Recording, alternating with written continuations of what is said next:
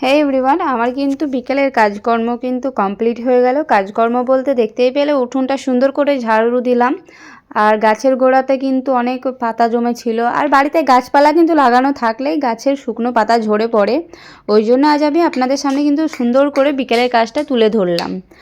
আর এই যে সুন্দর করে উঠোনটা পরিষ্কার করে নিলাম, তার সাথে আবার কিন্তু এই যে পাথর, মানে বাড়িতে বাচ্চা থাকলে তোমরা কিন্তু সবাই জানো বাড়িতে বাচ্চা থাকলে কিন্তু নোংরা করবেই। তো আমি কিন্তু সুন্দরভাবে আমার উঠোনটা পরিষ্কার করে নিলাম। পরিষ্কার করে নিয়ে ছেলেকেও আমি এদিকে বিকেলে যেহেতু খেলতে যাবে ওই জন্য ওকেও রেডি করে দিলাম, তার সাথে আমি কিন্তু একটু ফ্রেশ হয়ে নিলাম। দেখতেই পেলে এই শীতে যে ধুলো ঝাড় দেওয়া চারটিখানি ব্যাপার না, মানে এতটা পা হাত পা ফেটে যায়।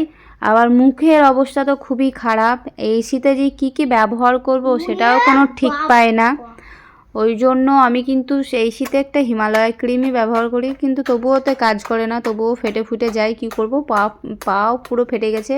পা ফাটার জন্য আপাতত বোরোলিন ব্যবহার করছি। তো আমাকে যদি একটু স্কিন সম্বন্ধে তোমরা একটু যদি কোনো টিপস দাও আমার স্কিনের ব্যাপারে, তাহলে খুবই আমার উপকারী হয়। তো কেউ যদি জেনে থাকো তো কিন্তু একটু সাহায্য করবে আমাকে। আর আমার ভিডিও কেমন লাগে তোমরা কিন্তু জানাতে ভুলো না কমেন্টে। আর আমি কিন্তু অনেকেই সাপোর্ট করি, যার ভিডিও আমি সামনে আসে তাকে আমি লাইক কমেন্ট এবং চ্যানেলটি সাবস্ক্রাইব করে দিই। এরকমভাবে সবাইকে সাপোর্ট করলে সবাই কিন্তু এগিয়ে যাবে, একে অপরকে সাপোর্ট করলে।